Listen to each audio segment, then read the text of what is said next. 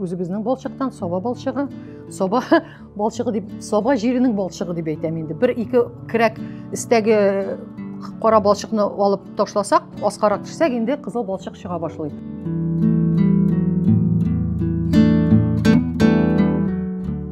1995 елны Соба сәнгать мәктәбенең филиалы бар, музыка бүлеге. Монда инде рәсем бүлеген ачтык.